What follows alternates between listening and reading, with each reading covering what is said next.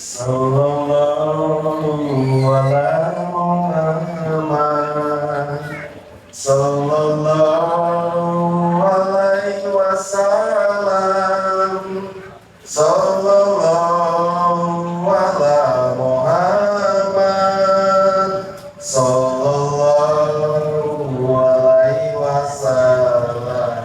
Coba semuanya. Sallallahu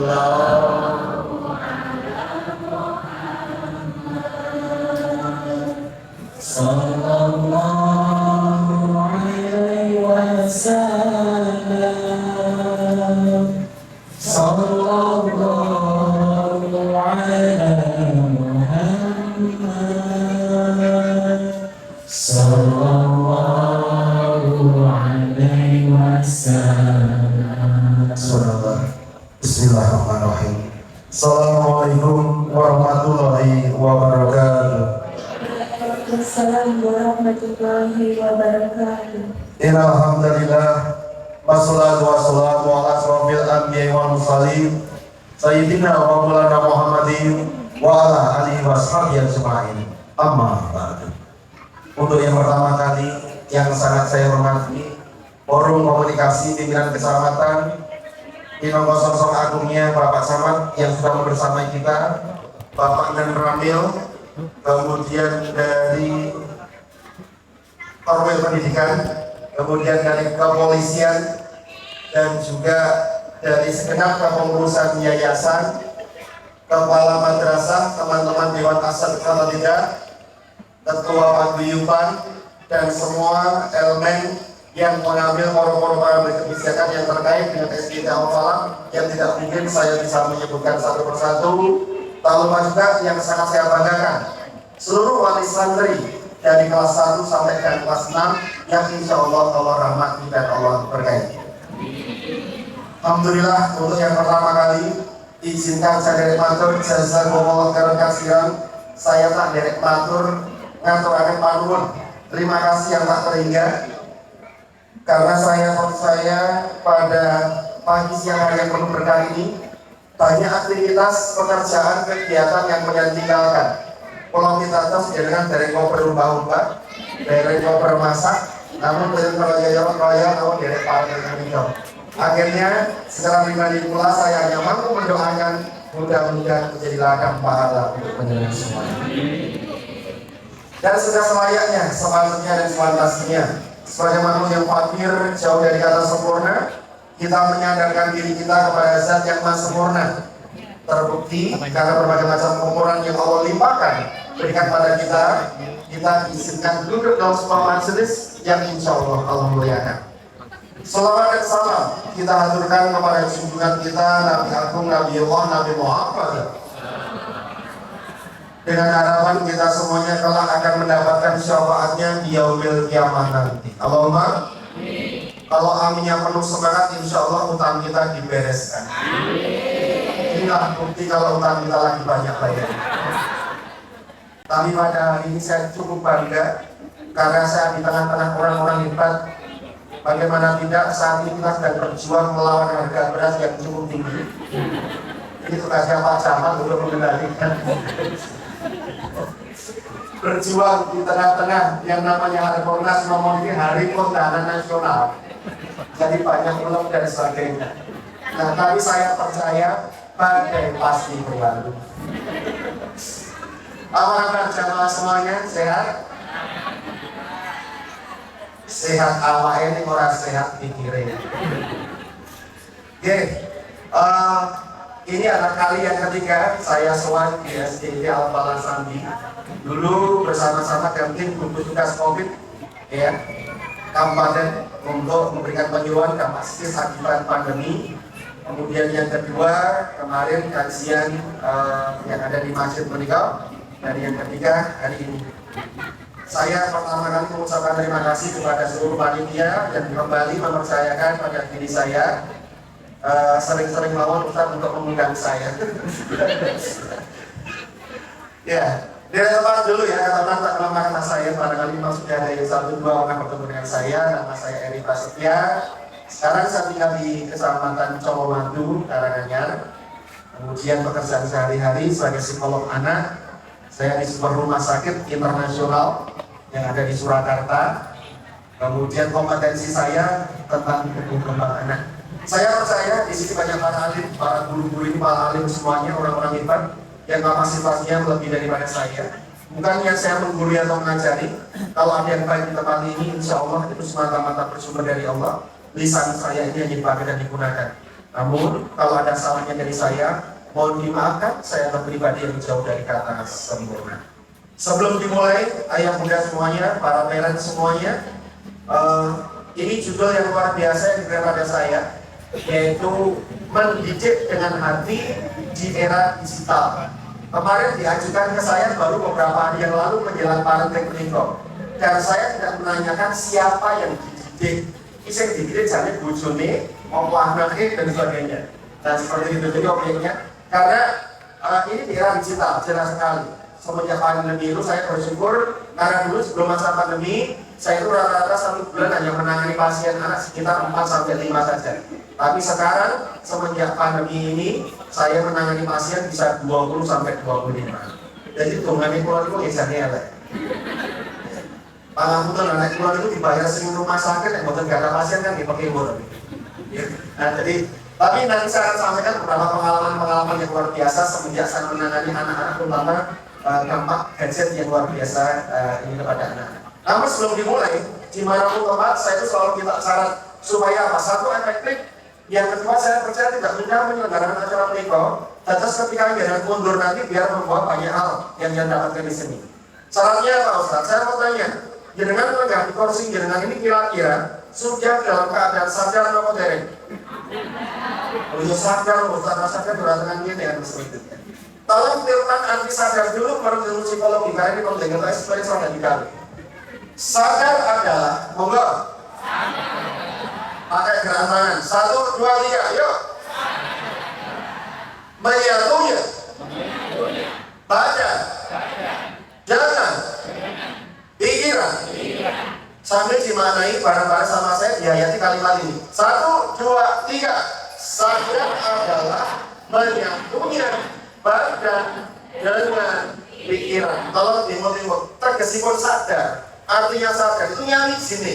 Manunggali antara badan dengan pikiran itu sadar. Sekarang saya mau tanya sama jenengan, tolong jawab jujur ya. Saya percaya badan jenengan ada di sini bersama-sama saya loh. Namun saya tidak yakin 100% kalau pikiran jenengan ada di sini bersama-sama saya loh. Loh kok betul dari itu sadar. Itu saya sadar. Yakin sadar ini pun terjadinya sini antara badan dengan pikiran itu sadar. Ada kok yang badannya sini mungkin pikirannya dulu aku tak tutup ya badan ini kurang bisa bilang kok berubah dan sebagainya. Kita semrawut di wajah. Jadi salah mawon yang saya ajukan ya. Sebab apa? Ini masih mukadimah, saya belum masuk materi, kita kasih Pak dulu. A, B, C, dan D. A, alif menempati huruf yang pertama, Allah. Manusia itu makhluk yang paling mulia, maka menempati huruf yang kedua. B, yang artinya lahir. Bravo, istilah kehidupanmu, aktivitaslah. Cetak tinggalkan bertak, itu pakai huruf yang keempat, delta atau den. Berakhirnya kehidupan manusia sampai roh kembali pada sang Khalik. Jadi Allah izinkan manusia hadir tinggal di dunia sampai mengalami kehidupan, kemudian roh kita akan kembali pada sang Khalik. Tadi saya meninggalkan satu huruf apa? C. C itu artinya apa Ustaz? Choice. Charlie. Life is choice. Hidup itu pilihan. Mari muhasabah. Dari bangun tidur, kita ini sudah dihadapkan pada banyak pilihan. Dengan saring, ajar masak monggo, sarapan monggo, jogging monggo, tidur lagi pun monggo, resiko tanggung. Termasuk morawo kesini pun pilihan. Mangkat moral itu pilihan. Katanya banyak kursi yang kosong itu mereka memilih untuk tidak berangkat. Hidup itu pilihan. Renungan aja hidup itu banyak pilihan. Ya. Contohnya, banyak di antara kita ini memilih dengan keadaan tidak sadar. Konsekuensinya apa? Pasti itu belum masalah. Ambil contoh umpamanya, kita lagi duduk di teras bersama keluarga. Tiba-tiba tetangga samping rumah kita ini beli kendaraan baru dari dealer. Ada yang mana saja? Insya Allah di sini nggak ada. Nggak ada bedanya. Itu juga panas, memperusung kayak duit rokok murah. Ngawur, orang itu pendapatan pengeluaran. Akhirnya apa? Muduknya kendaraan pakai jalur kredit. Apa yang terjadi? Karena kan itu masak-masak. suatu saat pasti muncul masalah. Jadi hati-hati. Masalah itu sebenarnya atas seizin kita. Pak Sama, sudah minta dari mana saja. Ya. Ya. Bu, sampai final yang paling.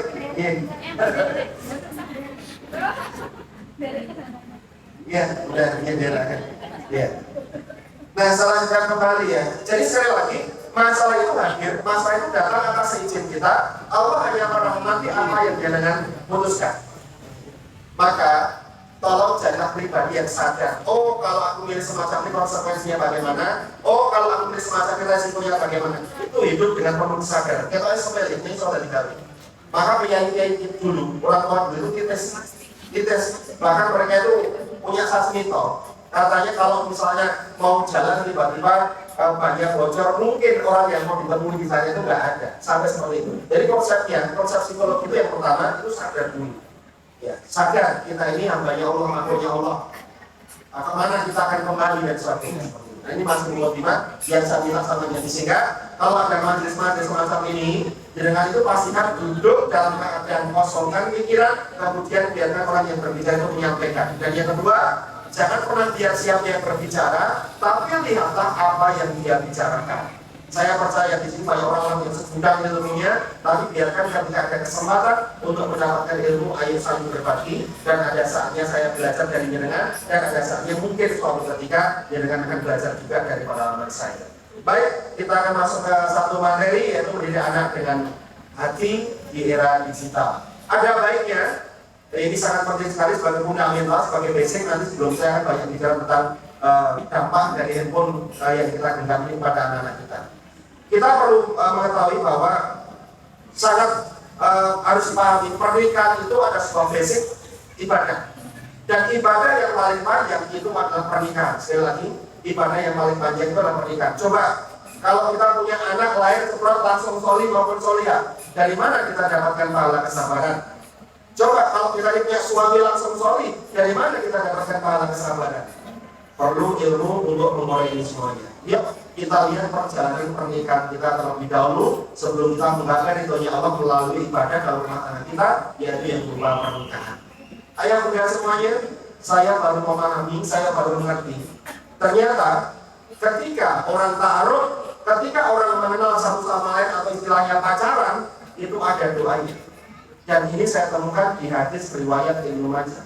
Doanya seperti apa itu saya langsung terjemahkan. Ya Rabbana, ya Tuhanku, kalau memang dia jodohku tolong dekatkan, dan kalau bukan jodohku tolong jauhkan. Berikanlah aku tanda-tandanya. Itu dinampakkan oleh Allah SWT. Hidup ini penuh dengan tanda-tanda. Jangan keluar rumah lihat langit mendung, pastikan. Jangan siap-siap bawa payung, siap-siap bawa jas hujan, karena tanda dinampakkan oleh Allah SWT. Badan yang menggigil atau demam, bisa jadi ada virus atau bakteri yang bersarang dalam tubuh kita. Contoh lagi, jangan punya teman sudah lama nggak ketemu, kemudian tiba-tiba sowan silaturahmi. Jalur gunung kan tinggalin, ini ngomong ini, tandanya apa kira-kira? Pasti harus boleh tangan. Ya, itu tanda-tandanya dinamakan seperti itu. Ya, virus ya. Oke, nah sama. Contoh misalnya, ketika dua orang berpasangan pacaran, kasih tahu ke anak-anak ya, ternyata yang laki-laki ini kedapatan selingkuh. Kemudian ketahuan sama yang perempuan, minta maaf meskipun melalui proses pertengkaran. Kemudian akhirnya dimaafkan. Qadarullah, ternyata yang laki-laki ini selingkuh kembali sebelum menikah. Maaf sekali. Ini kalau dilanjutkan ke dalam sebuah pernikahan, sebenarnya tanda-tanda di depan sudah dikasih lihat. Karena dalam Islam, laki-laki yang baik pasti akan dapat perempuan yang baik, dan perempuan yang baik pasti akan dapat laki-laki yang baik. Tapi ingat, kalau dipaksakan karena sisi dohirnya, oh dia cantik, oh dia ganteng, dipaksakan karena sisi hartanya, maka kita bakal mengenal 5 tahun pernikahan yang pertama itu adalah masa rawan untuk yang pertama kali di dalam pernikahan karena adaptasi yang gagal. Buktinya mana? Banyak kasus perceraian pada fase ini, pada fase 5 tahun pernikahan yang pertama dengan adaptasi yang gagal. Bila sebelum menikah itu banyak pertimbangan, banyak yang harus kita pikirkan sebelum mengambil keputusan untuk menikah. Salah satunya satu, Pasangan harus mengenal filosofi di dalam pernikahan. Saya ambil contoh perempuan. Perempuan itu diciptakan dari tulang rusuk yang paling bengkok. Maka laki-laki harus tahu bengkoknya tulang rusuk perempuan yang akhirnya akan menjadi pahalanya imam. Contoh, ini bengkoknya tulang rusuk perempuan. Karena di sini solehan semua, tak kasih contoh istri saya. Ya. Terus gini, pernah suatu ketika saya itu ngasih gaji kepada istri saya, Bu, ini gajiku tolong diterima. Iya ya. Kemudian saya servis kendaraan, kodarullah, ternyata uang saya kurang. Saya pulang. Saya cerita, uangku kurang, minta uang dong buat ngambil kendaraan. Dia masuk ke dalam rumah. Saya berpikir dia mengambilkan uang buat saya, tapi ternyata mengambilkan catatan yang panjang tentang pengeluarannya apa saja. Di sini saya punya ilmu, duit 5 boleh ngomongin untuk angel. Ini saya sebut bengkoknya tulang rusuk perempuan. Maka apa laki-laki apa ambil ilmu nih kalau ini mau padu seperti itu. Ya, pahami ini bengkoknya tulang rusuk perempuan. Yang kedua, tak kasih contoh lagi bengkoknya tulang rusuk perempuan nih ya, sebagai ibadahnya imam. Perhatikan, 5 menit pertama obrolan dengan istri itu enak sekali, hangat sekali. Setelah 5 menit yang kedua, hati-hati banyak tuntutan dari istri kepada suami. Tadi orang tenan karena mono sing lenan atau kopi, kemudian muncul kopi yang keras, harus boleh suasana baru, istrinya menemani ngejak ngobrol. Kemudian ketika ngajak ngobrol santai, ngobrol ke anak, ngobrol ke semuanya 5 menit. Hati-hati masuk 5 menit kedua, sudah akan ada tanda-tanda pertengkaran di antara mereka. Nah, ini saya ambil contoh bengkoknya tulang rusuk perempuan. Nih, jadi menikah itu ada didelok manis-manis itu. Wah, kok disubiar-subiar, disugoto, jadi ratu sehari, kemudian disembadani nganggo pesta yang meriah. Tidak seperti itu. Kita harus memahami, kasih tahu kepada anak-anak, menikah itu ibadah. Ojo dibedulanan, ojo main-main. Ayo dasarnya di mana? Nih, tak kasih dasarnya, tak kasih dalilnya ya. Dasar pernikahan yang luar biasa. Al-Quran 74 ini. Rabbana hablana min awadina wa zuriyatina qurrata a'yun waj'alna lil muttaqina imamma. Ya Rabbana ya Tuhanku, anugerahkan padaku pasanganku sebagai penyejuk hatiku dan jadikan aku menjadi imam atas orang-orang yang takwa. Sehingga saya akan uraikan ternyata imam yang baik pernikahan itu ternyata bukan imam yang pandai bicara dengan istri dan anak-anaknya. Imam yang baik itu bukan imam yang suka mengatur ini dan itu. Justru imam yang baik itu adalah imam yang menggunakan kedua telinganya untuk mendengarkan makmumnya. Selelah apapun, secapek apapun dalam pekerjaannya, maka lihatlah Allah ridho akan apa yang dilakukan imam. Pulang kerja capek, percaya Allah itu maha menatap, maha melihat. Masya Allah, ini laki-laki hebat sekali. Pulang kerja berkalang dengan debu, berkalang dengan maut, tapi sampai di rumah dia rendahkan hatinya untuk mendengarkan istrinya. Masa apa Bu hari ini? Anak-anak kemana? Sudah sholat atau belum? Dan baik justru dia tanyakan orang rumah. Dan Allah itu maha menatap, sebiji zirah pun Allah baca pikiran manusia. Ini laki-laki hebat sekali. Apa janjinya Allah? Maka pintu rezeki akan dibuka lebar-lebar dan tidak ada satu orang yang sama menutup pintu itu kecuali Allah sendiri. Tapi kalau seorang lagi pulang kerja merasa sok-sokan dan gawe ini merasa tidak teki, diperhatikan yang lebih, Allah paling ngerti. Kue lagi tak paling jenis sidik gue saat yang orang anak bucu dan gue ngokek kaya ngomong kue iso meninggalkan anak bucu. Inilah salah satu alasan kenapa imam itu kalau rezekinya sudah dibuka sama Allah, tidak ada satu orang pun yang sanggup menutupnya. Ini jadilah dengan akan terbayar menjadi hilang. Maka untuk memahami semuanya, jadi kalau saya pertimbangkan di kali korelasi dulu itu benar. Sebelum menikah itu dipertimbangkan bobot kualitas pernikahannya. Ya, perlu juga mungkin dipertimbangkan bibit maupun bebek. Itu perlu dipertimbangkan menjadi bahan pertimbangan. Malah ilmu psikologi bagi saya, mendingan kita telat menikah tapi mendapatkan orang yang tepat daripada kita menikah karena sisi seksual, sisi doir, ambil di luar nikah dan sebagainya. Maka baru sandungan yang akan kita lalui cukup banyak. Tolong kasih tahu kepada anak-anak sekali lagi, pernikahan itu bukan segala sesuatu yang untuk main-main. Nah, kemudian yang kedua, disunahkan bagi laki-laki selesai ijab qabul apa? mencium kening istrinya. Tujuannya apa? Supaya sebaik-baiknya pandangan ada wanita yang dihalalkan baginya. Ini ada doanya. Kamu diambilkan dari tulang rusukku yang paling bengkok, dan aku berharap kamu jadi ibu yang terbaik untuk anak-anakku dan istri yang terbaik untukku. Jadi mencium kening istrinya. Ewa kirim pandangannya untuk melerok, maka selingkuh karo orang tuanya kan ada kasus selingkuh sama orang tua. Ya. Kemudian berikutnya apa? Disunahkan bagi laki-laki selain jatuh bola sholat 2 rakaat supaya pernikahan itu landasannya Allah Ta'ala. Bukan karena syahwat semata, bukan karena dohirnya cantik gantengnya, tapi landasnya Allah Ta'ala.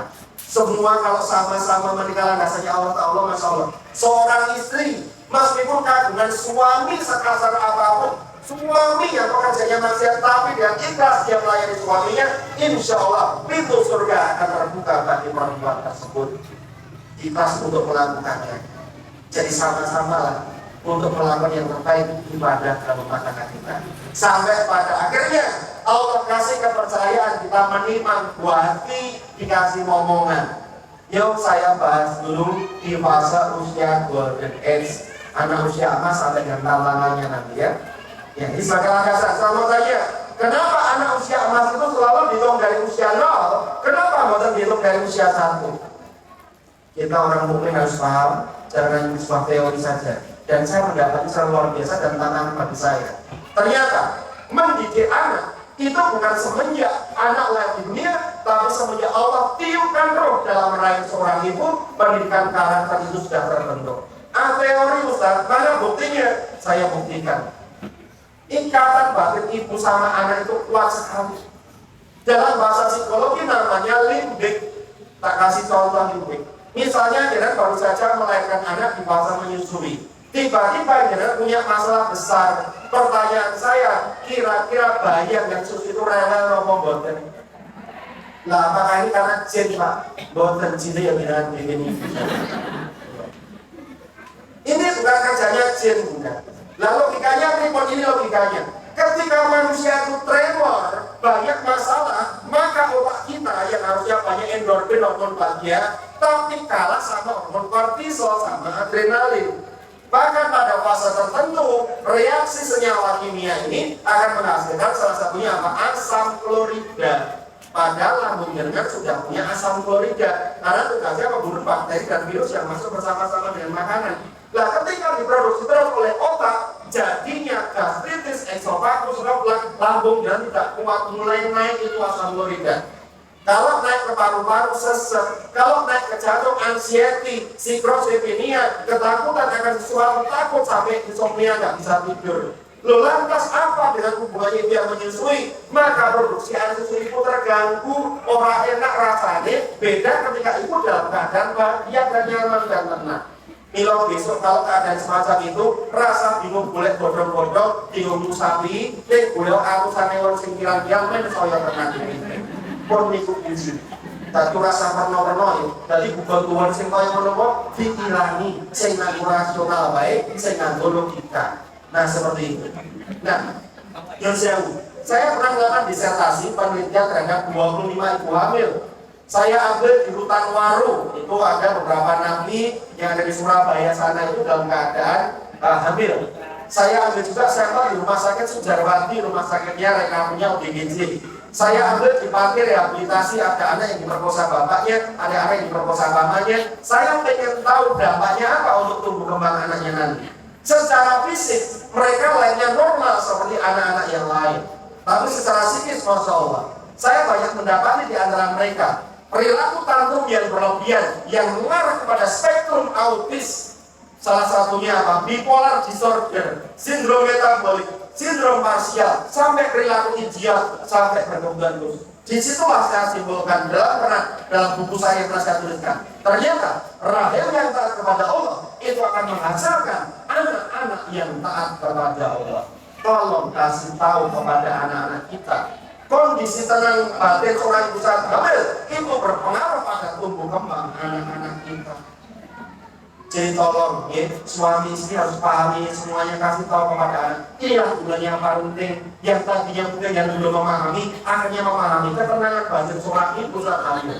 Tolong kasih tahu nasihat. Bilo ya, kalau anak-anak itu sungkem, minta restu bila untuk menikah, maka sebagai seorang bapak yang punya anak perempuan kasih tahu, Le, kowe untuk bawa anak, aku merestui kamu. Aku besarkan anakku dengan cinta. Aku besarkan anakku dengan sholatnya. Aku bapaknya. Orang yang pertama kali yang akan mengikhlaskan kamu mengambil anakku ketika kamu sia-siakan anakku dan kamu tidak membawa anakku ke jalannya Allah. Tolong ini dipahami karena tidak mudah melepas anak kita menikah, kita besarkan dengan darah, kita besarkan dengan penuh kasih sayang seperti ini. Jadi tolong pahami, kalau anak sudah mulai ta'aruf, ini kasih tahu, kasih nasihat. Ibu tidak melarang, nak. Bunda tidak melarang, ayah tidak melarang. Tapi yang syar'i, tolong yang syar'i seperti itu. Jangan sampai nanti kelak kemudian hari terbuang atau belum. Karena ketenangan batin seorang ibu Indonesia. Dan saya teringat, pernah saya isi kajian Ahad pagi selesai acara, saya diadang sama dua pasangan suami istri. Ustaz, saya punya 3 anak.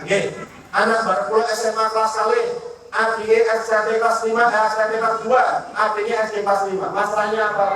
Baru pulau ini pernah jual kudu. Rasa bersemayani, jago minuman keras. Kali pulau wani. Pernah suatu ketika ada kejadian. Pulang dalam keadaan mabuk berat sampai direwangi mencari bocor demi apa? Minta kendaraan sama orang tuanya. Karena orang tuanya belum sanggup memberikan, karena kendaraannya masih kredit, apa yang terjadi? Dia semakin ngamuk dan saat kejadian itu adik-adiknya yang SMP sama SD memeluk Mas, coba yang menungguin. Anggap uang tuanya dia uang mampu tau Mas. Kok jaluk dorong Mas gini Mas. Aku sepakat kalau adik tak luas kok ngomong gini. Mana ngomong Mas, ben ngerti uang tuanya dia uang mampu orang. Karena adik-adiknya itu lebih sabar, lebih dewasa, maka kakaknya malu. Wes jadi yang ngomong aku jaluk mampu aku salah. Nah kemudian kejadian itu selalu berulang. Dia ditanyakan ke saya, Pak, kayak kenapa anak baru pulau childish? Kenapa anak pertama saya itu karakternya semacam itu sementara adik-adiknya lebih dewasa? Saya ditanya, Bu, tolong ceritakan sama saya. Dengan saat bobot anak pertama sama anak ketiga itu report, beliau cerita. Saat saya bobot anak pertama, jujur suami saya ini belum paham minimal. Loh kok sakit? Kalau itu nggak usah ambil saja, baru dikeroyok, baru dikeroyok. Tak tanya, betul Pak? Betul Ustaz. Alasannya apa Pak? Pulau itu mau merantau Pak. Kami dari Madura merantau ke sini tidak bawa apa-apa dan istri hampir 2 bulan. Setiap saya dapat uang dari pekerjaan, maka separuh untuk kami makan, separuh kami tabung untuk persiapan layanan istri. Itu suami punya alasan. Tapi kebangetan Ustaz. Kebangetan berikut. Pulau itu ngomong nyuruh duit, Mas aku diparingi duit, tinggal nyumbang, orang tahu di dewa sih hajatan. Iya. Tapi ya kami beri Mas duitnya dikasih, dan kan dilemparkan ke tukangnya. Ibu ini peloro-loro. Kemudian mengatakan kepada suaminya, Mas bernuwun, duitku tak bayar, kita eleng-eleng tenang Mas gini. Balinya orang mana yang merengyur duit karo Mas, yo aku mbobot anakku, aku esok boleh duit ini. Besok ternyata dia minta sama temannya itu jualnya dagangan ayam potong. Dari jam 3 dini hari sampai jam 10 pagi dia dasar sampai lahir anak yang pertama. Kemudian saya tanya, lah aku nyari mbobot anak kedua ketiga pripun? Alhamdulillah Ustaz, suami saya mendapat hidayah. Dari mana? Suami saya dapat dorongan bikin pelapon dari sebuah masjid. Nah ketika mau adzan pemandangan azan, mau tidak mau dia direct sholat, tapi belum tidak pernah mau sholat. Kalau ada majelis ilmu dia duduk mendengarkan sampai dia rajin puasa sunat stop. Saya sudah tahu jawabannya. Jawabannya apa Ustaz? Kenapa karakter anak pertama, kedua, ketiga kok berbeda? Kuncinya di mana? Pusatnya pada ketenangan batin dan kedewasaan berpikir suami istri, itulah kuncinya. Jangan sudah mulai dihadirkan dalam rumah itu. Jadi Bapak Ibu, meskipun apa jadi sudah gedung, doya apa, nih suami istri saling curiga, tidak ada tegur sapa, itulah nerakanya bagi anak-anak saya. Mesti awak di ruang jauh dari kata mewah, tapi ternyata komunikasi hangat, kemudian ada candaan dalam rumah tangga kita, insya Allah itu surganya bagi anak-anak kita. Jadi tolong hadirkan di sana dalam rumah tangga kita. Nilai keberkahannya itulah yang kita minta dalam rumah tangga kita. Jadi Bapak Ibu ini sangat penting untuk kita tahu. Ternyata perilaku anak yang menyimpang itu salah satunya ternyata tidak subutnya kita saat kita hamil, saat kita ingin berkomunikasi. Maka Islam itu detail sekali kalau yang baca. Sampai hubungan suami istri ada suratnya, sampai ada aturan aturannya semuanya, itu detail. Secara psikologi itu ada hubungannya, Bapak Ibu. Jangan diremehkan dari semuanya. Tadi saya katakan selesai jadwal sholat 2 rakaat tujuannya apa? Dari awal pun sehingga terjadi insya Allah. Kalau sama-sama saling ada beda pendapat, maka yang satu akan mendewasakan diri Allah. Aku ambil istriku, memang dia ada tulang rusuk yang paling bengkok, maka ada nasihat yang masuk dalam dirinya seperti itu. Tapi kalau tidak dewasa dalam pernikahan, gampang sekali mengatakan talak, gampang sekali mengatakan cerai, tidak tahu siapa yang jadi korban. Anak yang tidak tahu apa-apa jadi korban itu atas ibunya masing-masing. Tolong nasihati anak-anak sebelum jauh memutuskan untuk menikah. Tadi saya katakan, mendingan kita terlambat menikah, untuk jodoh yang tepat daripada kita memaksakan diri menikah, tapi ternyata kerikil dan batu sandungan yang bakal lebih cukup. Dahsyat sekali. Ini yang perlu kita perhatikan. Pertama, penyebab anak perilaku yang menyimpang. Yang kedua, ini hati-hati. Penyebab perilaku yang menyimpang yang kedua, ini salah satunya apa? Harta yang syubhat, harta yang haram, yang dimakan ibu atau dimakan bapak saat hamil anak, ini ternyata berpengaruh pada perilaku anak. Dulu Pak, saya pikir ini sebuah teori semata dan saya tidak ada dalil, tidak ada sesuatu untuk membuktikan ini. Tapi qadarullah dua saya dikabulkan semua. Satu ketika ada Ustaz Pamong mendatangi saya, Ustaz, pilih mana? Kami Ustaz Pamong 4 ini keluar atau resign atau jangan keluarkan satu santri baru itu. Loh, kenapa santri baru dikeluarkan? Semenjak antum terima ternyata di kelasnya anak ini bikin kisruh, cengkrik, dengan tangan suka mukuli, ngidoli dan lain. Saya pantau pakai kamera CCTV. Ternyata benar. Jadi aturan dalam kelas ini sudah kacau gara-gara anak baru ini masuk. Dari video ini saya aturkan ke Abi Uminya. Bi Umi, pangapunten inilah kelakuan putra negara dalam pondok kami. Dan pangapunten sekali, saya harus memulangkan karena sudah banyak hukuman yang kita berikan namun tidak berpengaruh sama sekali. Bapaknya ngendiko apa? Ini sudah pondok yang ke-8 mengeluarkan anak saya dan ini yang mau ke-9 seperti itu. Masya Allah. Dan beliau pun sudah tertawa dengan itu semuanya. Ya, saya cukup kaget dengan jawabannya. Namun ketika saya mau pamit pulang, saya melihat sebuah kejadian yang luar biasa, itu jawabannya. Di seberang jalan, depan rumahnya itu berhadapan-hadapan. Ternyata ada sebuah bangunan yang persis nama bangunan itu seperti nama anaknya. Setelah saya bertanya, Pak, kenapa kok nama bangunan itu sama seperti nama Kang Putra? Iya, setelah kami menikah, kami merintis usaha lembaga keuangan. Kemudian karena anak saya inoko pengiling-iling, bila tak kasih nama seperti nama anak saya. Boleh nggak saya pinjam brosurnya, kali-kali pondok nanti membutuhkan sutiadana dan sebagainya seperti itu. Nah ternyata begitu saya lihat brosurnya, Masya Allah, potongan administrasinya cukup tinggi sekali, asumsi perhitungan bunganya cukup tinggi sekali. Tiba-tiba saya berani jihad di sini. Sepertinya saya berubah pikiran. Bagaimana Ustaz? Saya sepertinya akan mempertahankan anak di pondok. Kok gitu? Saya sendiri sebagai penjaminnya. Cuma saya minta syarat. Syaratnya apa? Syaratnya tolong hentikan usaha penjualan berikut. Kalau jangan mau, saya mau. Saya pun sudah berpikir ke situ, Ustaz. Saya sama umumnya itu sudah berpikir ke arah sana. Dan mohon waktu untuk menyelesaikan ini. Berapa lama Pak? 2 minggu? Enggak, saya butuh waktu kurang lebih seminggu. Ternyata Pak, hari yang ke-6 saya ditelepon. Ustaz, alhamdulillah usaha saya sudah ditutup. Silakan Ustaz datang ke tempat saya. Saya datang. Ternyata di situ ada Ustaz private dikontrakkan. Artinya memang usaha berhenti, tidak ada kegiatan sama sekali. Saya menantikan mujizatnya Allah. Apa yang terjadi?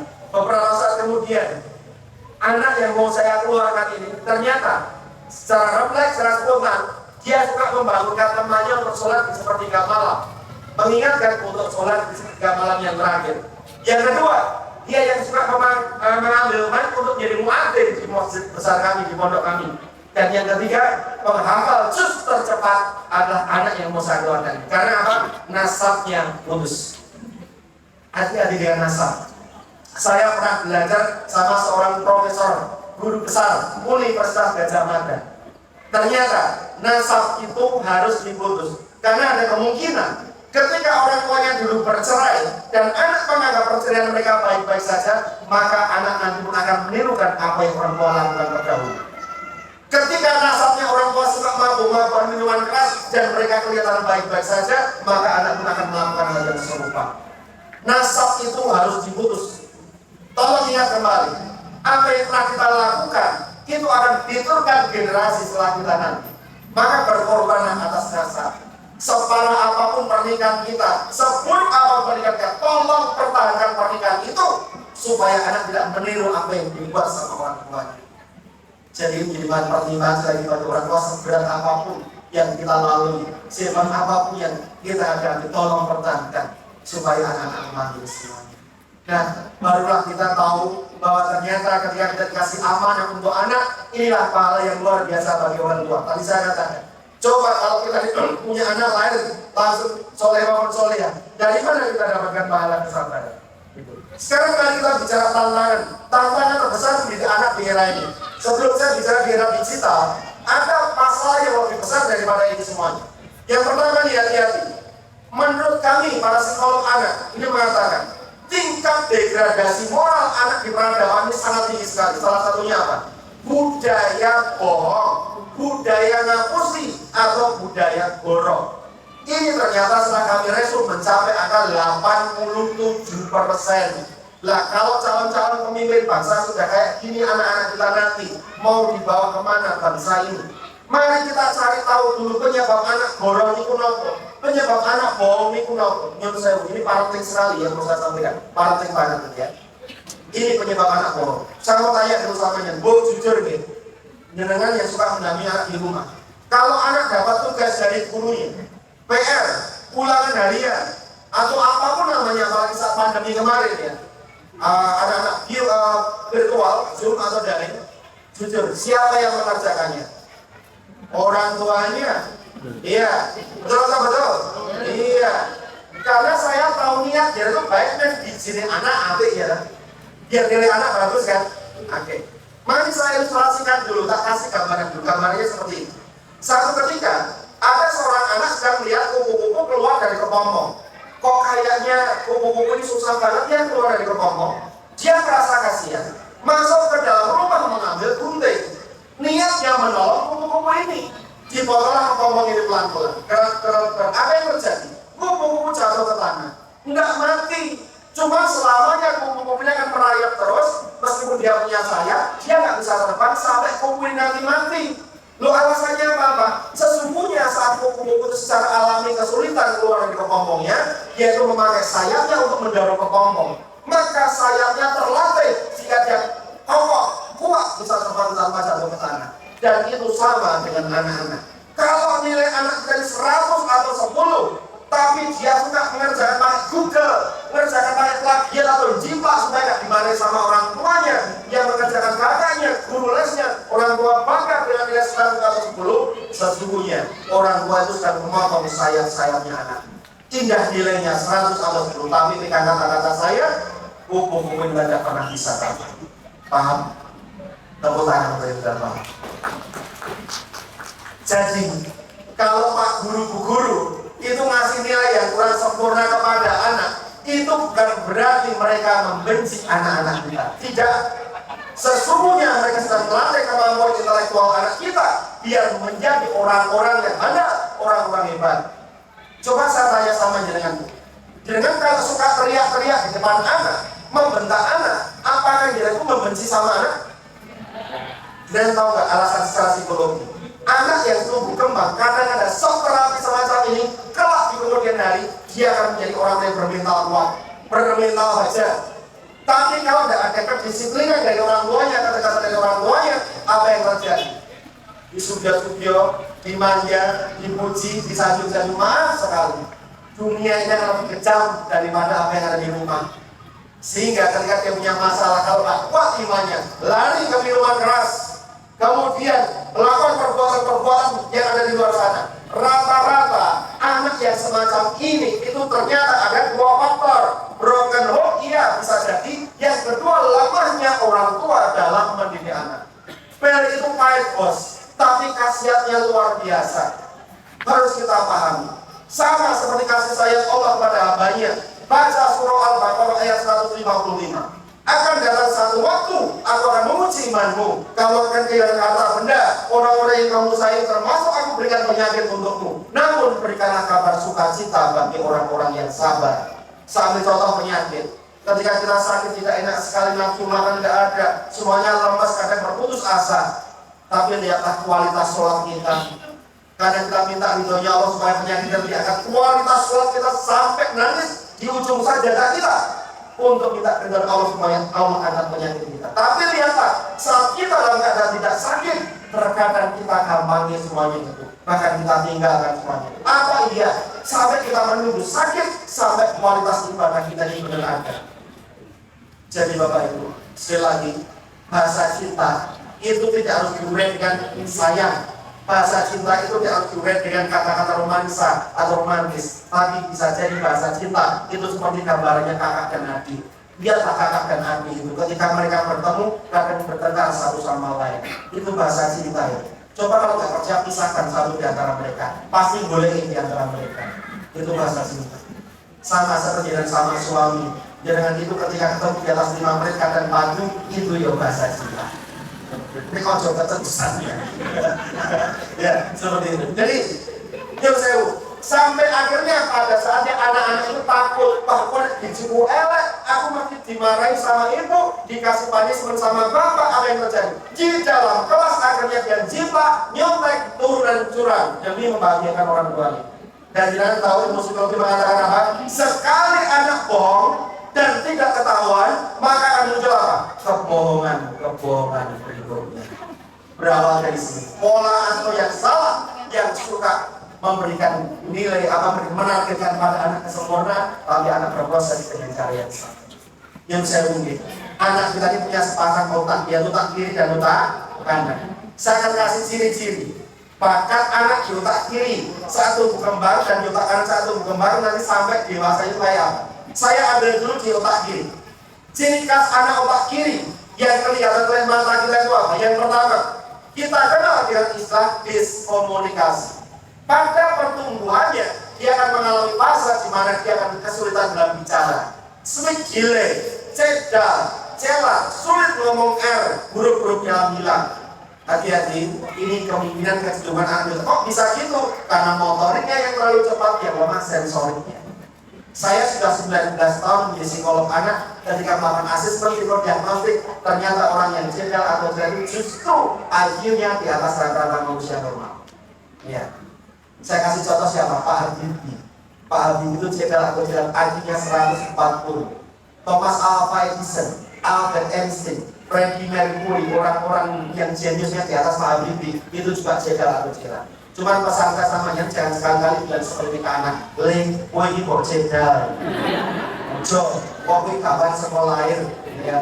Itu ciri khas anak otak kiri. Dan anak otak itu biasanya angel di bulan mentah, wes angel, dewasanya itu susah, tapi begitu dewasa motor squat itu melebihi orang-orang otak kanan.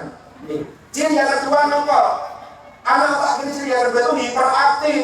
Nih, mumpung ketemu di sini terangkan bedanya aktif sama hiperaktif. Menangi putra ini dan melayu rono melayu rene itu belum tentu hiperaktif. Itu namanya aktif. Lah bedanya nopo antara aktif sama hiperaktif, bedanya di sini. Kalau benar-benar anak hiperaktif saat duduk diam seperti yang ini mendengarkan orang bicara, dia fokus melihat, mendengar, ingat. Ada nggak gerakan refleks dari tangannya, anggota gerak atas, atau kakinya mengikuti ritme otaknya? Contohnya, dia fokus ke gurunya, tapi dia mobil, padahal nggak mau pilih.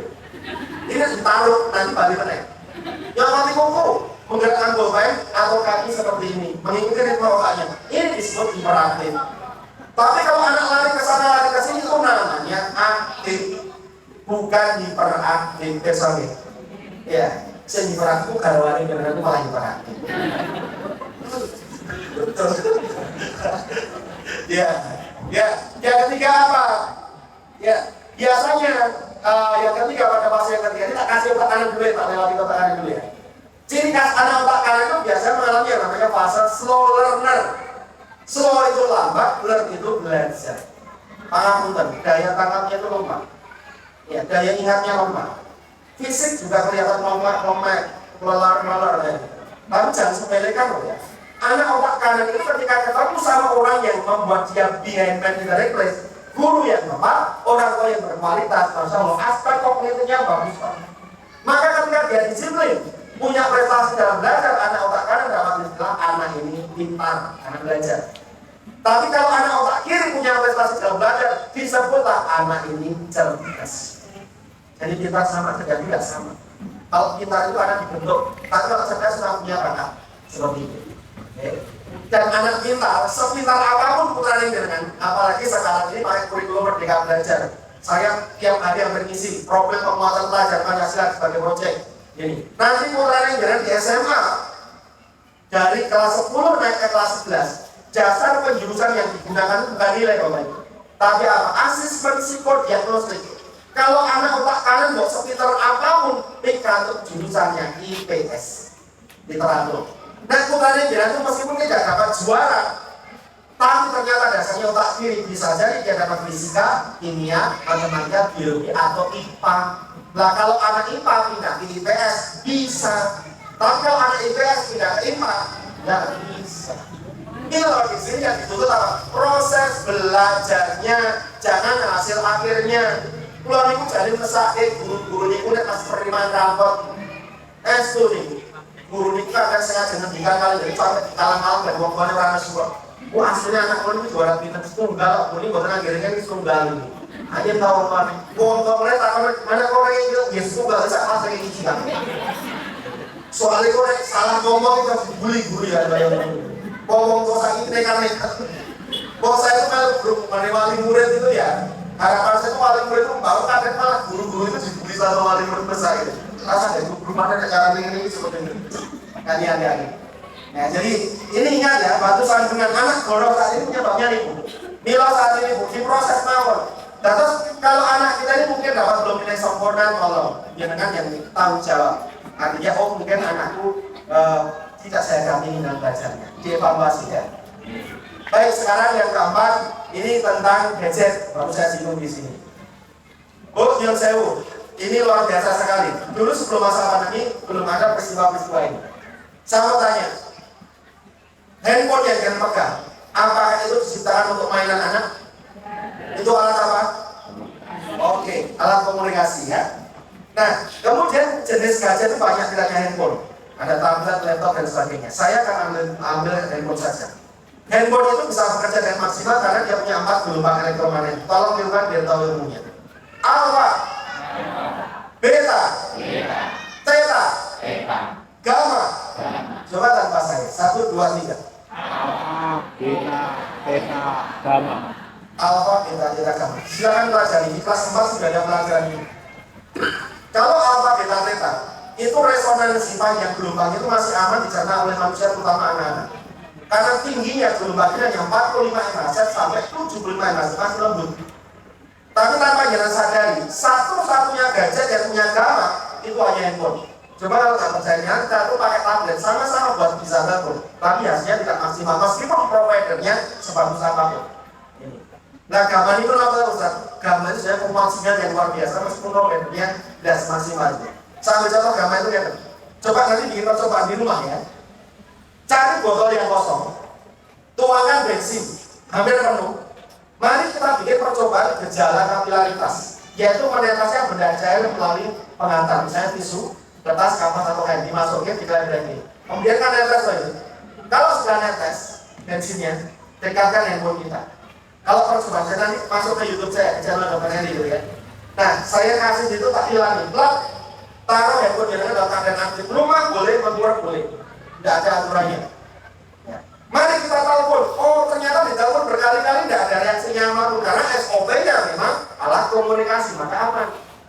Buat WhatsApp, oh ternyata tidak bermasalah kalau memang alat komunikasi.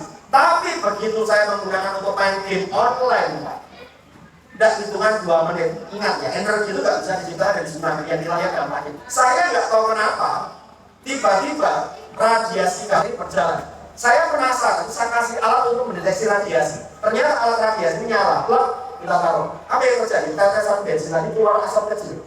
Asap naik ke dalam botol dan jadi api yang besar tarik handphone kita. Maka kalau di pom bensin ada tulisan mati karena handphone, saat proses pengisian BBM itu kurang lebih cara kerjanya seperti ini. Nah, ini percobaan kecil yang kita bisa lakukan. Kenapa bisa gitu Pak? Karena menurut saya handphone itu aslinya dari pabrik bawaannya itu nggak ada game online. Kenapa ada game online? Karena ada Play Store untuk ngunduh masukkan ke handphone kita. Aslinya buat ternyata TikTok. Kenapa ada TikTok? Karena ada Play Store untuk masukkan ke handphone kita. Jadi itu sudah bukan kewenangan provider yang salah kita. Karena tidak paham. Loh Pak, berarti anak saya tidak boleh main game online. Siapa bilang tidak boleh? Boleh. Gunakanlah media yang aman, terutama untuk anak tumbuh kembang. Karena aman, ingat, kondisi psikis anak yang satu sama yang lain itu belum tentu sama. Ono sing rentan atau fragil, ono sing tahan. Karena kita nggak tahu. Kalau medis orang kesandung, kita darahin. Tapi kalau psikis, coba lihat. Kalau kasat mata, kalau tunjukkan contohnya melembus, sidik angkatan, sidik gembeng nangis, itu bisa jadi sensitif anak ini. Termasuk dengan benda ini juga. Jadi ketika sudah sensitif semacam ini, anak main game online terus menerus. Karena ingat game online itu, kecuali di download ya, di download nggak masalah. Di download online bukan game online. Kalau online itu ternyata berdampak pada radiasi yang luar biasa. Lantas yang aman apa? Ya aman banyak. Layar gede pakai smart televisi malam, YouTuber nganggo televisi. Ini pakai apa? Laptop aman. Pakai apa? Kalau dibawa kemana-mana tablet, tab itu. Tab itu punya izin namanya ISO 9011. WHO mengatakan aman dipakai untuk mainan. Karena memang tablet diciptakan untuk mainan meskipun ada alat sambungan komunikasi, meskipun tidak maksimal. Jadi tablet itu kalau kita beli baru atau second, itu isinya mainan semuanya. Maka kalau kita punya wifi masukkan password sudah online tanpa ngunduh game online. Tapi kalau handphone harus diunduh pakai Play Store, bedanya di situ. Jadinya alat komunikasi berubah fungsi menjadi hiburan. Nah, hiburan kecanduan terus jadi mesin pemburu waktu bagi anak-anak. Yang aman ya, anak tumbuh kembang yang aman itu dia hanya kami rekomendasikan hanya boleh menggunakan selama 1 jam handphone itu. Dengan durasi 1 jam anak bermain game. Setelahnya resikonya besar, tak terangkan resikonya. Kemudian yang kedua, jangan membiasakan handphone dalam keadaan aktif, nyetel YouTube atau nyetel apa yang terkait dengan internet ya, internet itu dengan ngelonin anak dan bungkuk di dekat handphonenya ditaruh dekat kepalanya. Itu orang biasa itu tidak terjadi. Terutama orang tua yang sedang jurnal murotal online, murotalnya bagus. Tapi ketika sedang menggunakan internet tidak akan berdampak. Ya kita lihat dampaknya langsung ya. Saya akan kasih bipolar disorder, mudah-mudahan bisa didapat. Tak arahkan videonya. Kalau kelihatan coba klik kan, nanti kan dia nyalakan lagi. Bipolar disorder ini banyak pasien sekarang yang seperti ini. Viral, ini di mana-mana viral. Psikolog anak kebingungan dengan kasus ini. Karena ini dulu hanya terjadi pada orang dewasa, tapi sekarang anak-anak sudah mengalami fase bipolar disorder. Matikan, ya, kemudian ditekan kembali. Oke, klik saja, videonya di tengah-tengah sponsor. Ya, klik aja di tengah, klik. Nah ini ya, ini gejala bipolar disorder. Layarnya normal itu, berat badannya normal, tapi perilakunya spektrum autis. Kita tutup ya. Oke, spektrumnya autis. Saya terangkan nama itu bipolar disorder ya. B itu 2. Polar itu artinya kepribadian. Anak bisa mengalami 2 kepribadian ganda. Saya ambil contoh kasus bipolar disorder yang beberapa waktu lalu saya tangani. Saya terutamanya menangani anak usia 4 tahun dari desa Kebu, kecamatan Merji, Klaten. Anak sore hari didoi mandi sama ibunya, tapi dia ketunggul mabar karena wajah-wajahnya. Nah, ibunya jengkel, karena ibunya jengkel harapannya segera mandi, disita handphonenya. Nah, logikanya, ketika handphonenya anak disita, harusnya tantrum, harusnya ngamuk, harusnya rewel. Tapi ini tidak, tapi dia menang baik. Justru yang menang baik itu baik. Karena orang itu mengungkapkan bisian-bisian yang ada di otak. Soalnya, ingat ya, karakter pada anak itu 8%. 8% itu karena keturunan. 92% karena kebiasaan. Saya ambil contoh itu. Saya punya telur Raja Wali.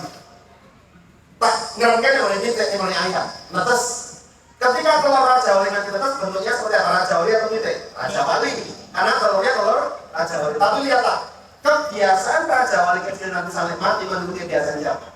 Ayam. Itulah watak. Bentuk morfologinya masih Raja Wali. 8% itu. Ya, 92% kan sebab biasa. Ingat, ini bocah sekolah tahun, 2 tahun sekali ya, terus dan menang. Nge-game terus sampai dirawani top up, ya duit di top up, ya duit di top up. Bahkan ada kemarin Agustus saya prihatin. Ada anak-anak Pak Sosiago dan itu menang judi online itu. Aku yang kalah. Enggak, artinya apa? Masalah. Ini banyak orang tuanya yang bangga dan anakku pintar loh judi online, Mas. Kok sudah seperti ini? Iya. Yang saya nah anak ini karena tiap hari main game kenal senjata. Ya, senjatanya pakai itu sampai apa namanya apa itu sampai apa. Nah, sampai senjata komando itu juga ada. Nah, dia menganggap bahwa dunia nyata ini kayak dunia maya. Dia masih mereka, mana yang maunya, belum selesai, nanti aku mati. Enggak, mati. Punya segel, apa yang terjadi? Dia ambil peso, buat apa? Tusukkan ke perut ibu. Anak usia 4 tahun sudah bisa menusuk perut ibu. Lagi, ini kasus pembunuhan. Saya pernah menjadi saksi ahli dalam persidangan. Jadi anak SMA mengalami bipolar disorder. Dia kehilangan uang. Bisikan di otaknya itu menganggap bahwa yang mencuri itu keponakannya, padahal keponakannya itu beda rumah dan keponakannya itu cacat. Kalau jalan itu karena kakinya ini nggak mungkin naik ke lantai 2. Nah, pada saat dia masih di TK dijemput sama anak SMA ini. Ayo pulang sebentar, aku mau tanya. Ada apa, Pak? Kamu tahu nggak uangku di mana? Aku nggak tahu, Kak. Aku kan nggak pernah ke rumahku. Soalnya di kepala aku ini selalu mengatakan kamu yang ambil. Aku nggak tahu, Kak. Aku nggak pernah ke rumahmu, Kak. Dilihatkan nanti. Loh, ini loh, uangnya hilang di sini. Nggak tahu, Kak. Apa yang terjadi? Dilemparkan ke lantai 2, Kak. Pecah kepalanya, meninggal. Bipolar disorder. Sampai-sampai sekarang banyak wong digawane wong pintar. Wong pintar matematika apa bangunan. Ya, ada yang dirugikan tapi barunya syar'i. Jika isyarat ini samping dan sebagainya. Hati-hati ini semuanya. Tandanya apa? Tanda bipolar disorder itu tanda yang pertama introversi, menarik diri, banyak menangis. Oke, menangis. Kemudian yang kedua bipolar disorder itu kalau otaknya berisik ada gerakan-gerakan seperti ritme otaknya, misalnya deng atau apa seperti itu, ada beberapa gerakan karena otaknya seperti ini. Ya, itu tanda-tanda yang lain. Yang ketiga apa? Emosi yang tidak terkendali. Kalau ngamuk itu sudah melebihi batas ngamuknya anak-anak pada usianya, sampai meludahi, ambil benda, melempar seperti itu tanda bipolar disorder. Karena apa, Pak? Spektrum autis terjadi pada meskipun anak lainnya normal, radiasi gamma dan zaman itu. Jadi saya berharap suatu saat ini saya kerjasama dengan TNI dan Polri, Pak. Karena kemarin saya di Kecamatan sama Kapolsek di Karanganyar Klaten, kemudian beberapa teman-teman polisi kita melakukan untuk melihat sejauh mana anak-anak di fase usia boarding. Jadi ada alat khusus, Pak, sekarang untuk mendeteksi ini. Jadi alat kami bawakan dideteksi anak itu radiasinya udah seberapa ini udah kelihatan. Dan ternyata saya ambil beberapa sampel sekolah itu 80% sudah terkena ini semuanya. Jadi menurut saya ya tantangan guru sekarang ini besar. Penerangan tangannya itu apa, sistem apapun, anak spektrumnya kayak ini susah, Pak. Susah tantangannya ke depan semua bisa. Karena apa? Tidak tahunya ini, Pak. Jadi tolong ya dapat ilmu hari ini cepat tular ya, cepat tular. Atau paruh anak kata dan sebagainya. Intinya pemahaman. Meskipun ini kalau saya jabarkan tidak ya. Kemudian yang kedua, dampak yang kedua kalau sudah terkena radiasi gamma daripada yang apa? Namanya sindrom metabolik atau metabolic syndrome. Ini sistem metabolik pada seseorang ini sudah mulai terganggu. Terganggunya bagaimana? Dia akan sulit untuk fokus, sulit untuk konsentrasi. Kalau orang dewasa, ini faktornya karena apa? Endorfin yang tidak ada digantikan kortisol sama adrenalin, sehingga contohnya tadi lambung gitu ya, contohnya lambung tadi. Kalau anak itu tidak ada fase yang namanya demam, nggak ada. Tidak ada fase menggigil, nggak ada. Tiba-tiba nanti gejala yang diserang itu ketika dia sudah fokus itu mulai sesak nafas.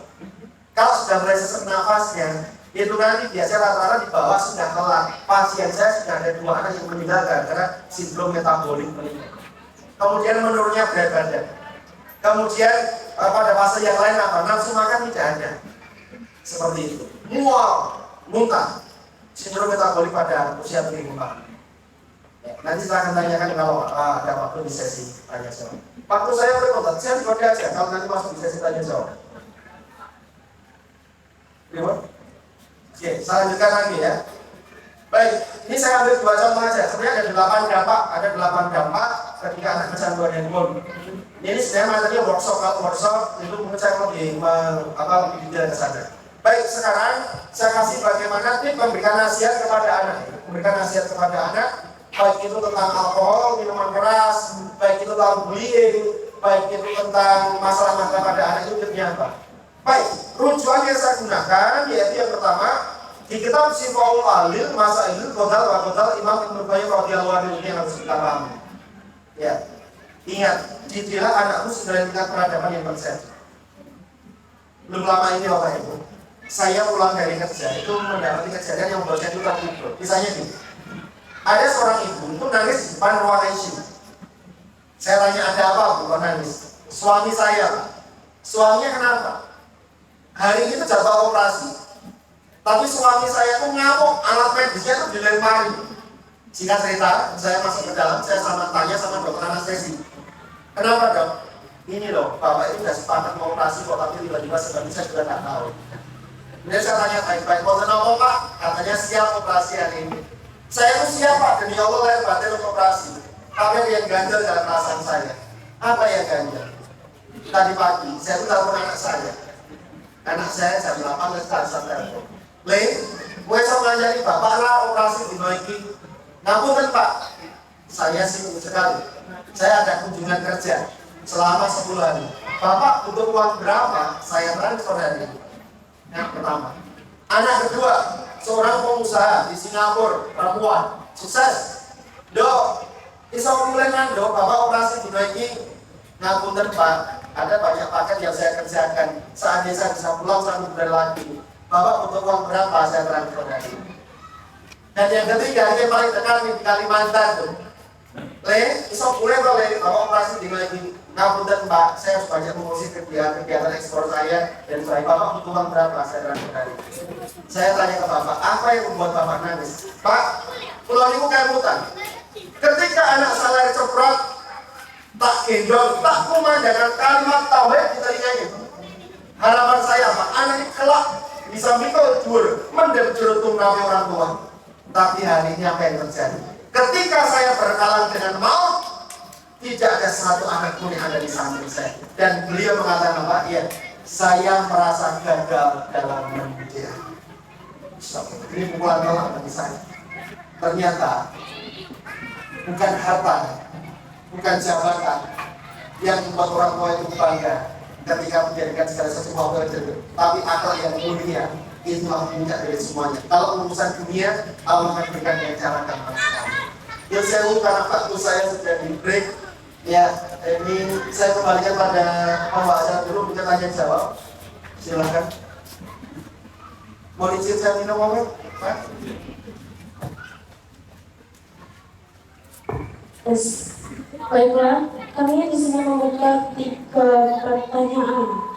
Bagi bapak dan atau ibu yang mau bertanya silahkan menyampaikan.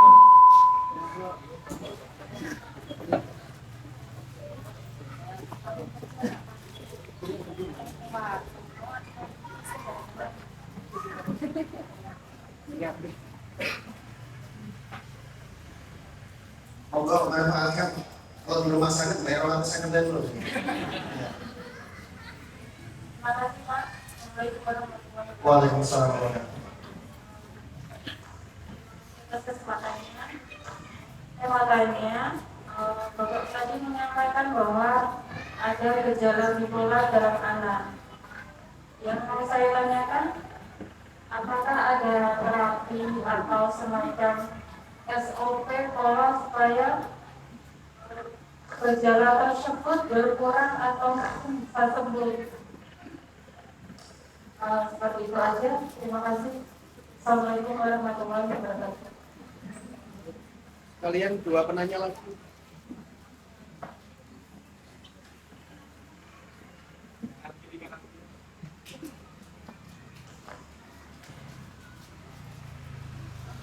Assalamualaikum warahmatullahi wabarakatuh. Terima kasih kesempatannya.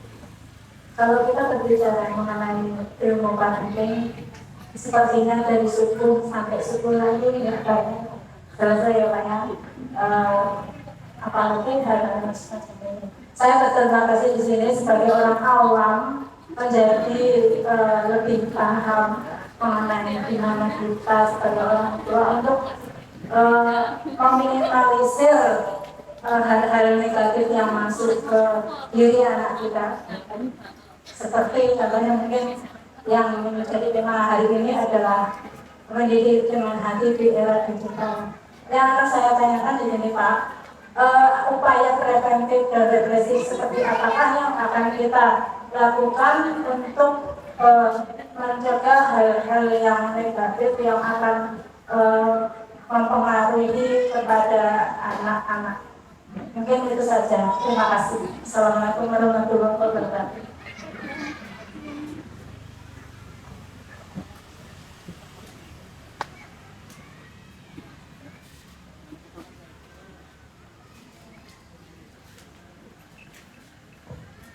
Assalamualaikum warahmatullahi wabarakatuh. Saya ingin menanyakan Ustaz, selama ini kan posisi pendidikan Indonesia itu kan selalu mengejar output nilai gitu ya. Dimana semua tugas guru-guru, saya juga tahu betapa berat Ustaz ini dalam menghadapi anak-anak kami gitu. Terutama laki-laki ya. Pasti laki-laki kalau mau dibilang dinasihati itu nggak bisa sekali 2 tahun, pasti berkali-kali. Dan itu kan membuat pendidikan anak itu menjadi kurang. Dan sebagai orang tua, selain kita memberi contoh, yang pertama kan orang tua sebagai contoh. Yang kedua, apakah dalam sudut pandang psikologi dengan memberikan reward atau punishment ketika anak-anak kita melakukan akhlak yang baik atau perbuatan yang terpuji itu tepat atau bagaimana follow up-nya supaya mereka itu istiqomah. Terima kasih. Mana semangatmu? Ini semangatku. Prok. Mana semangatmu? Ini semangat. Mana prok-proknya yuk? Prok. Ya, satu kali ya. Mana semangatmu? Ini semangatku. Mana semangatmu? Ini semangat. Coba ice breaking dulu sebentar ya. Tahu ice breaking ya? Ice breaking itu berarti mau BS itu ice breaking. Coba kalau saya bilang kuncup. Tangannya kedua-duanya di atas kepala. Kuncup. Kalau mekar seperti ini. Siap? Kuncup. Mekar. Kuncup. Mekar. Sekarang Pak balik. Kalau saya bilang kuncup berarti mekar. Kalau saya bilang mekar berarti kuncup. Saya pikir ya tidak mikir ya. Oke, ya. Kuncup. Ada sih salah itu. Ulang ya. Bagus. Kuncup. Mekar. Kuncup. Mekar. Tepuk tangan untuk kita semua. Kita sebagai aja ya. Oke, Bunda, pertanyaan pertama, ketika anak sudah terkena bipolar disorder, itu langkah konkret apa yang bisa kita lakukan? Yang pertama, fase karantina. Ini sangat penting sekali. Jadi, mau nyut sewu ya, bipolar disorder atau jenis-jenis yang lain, itu harus dilakukan awalnya itu namanya asesmen. Namanya, kalau psikologi namanya asesmen psikodiagnostik.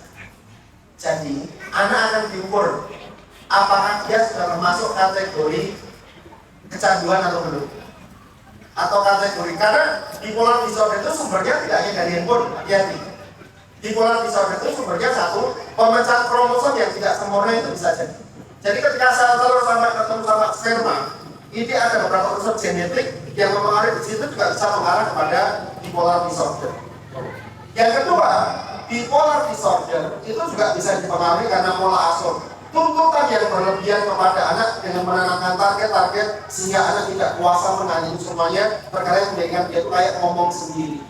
Kadang dia suka komen sendiri dan sebagainya karena tekanan psikologi.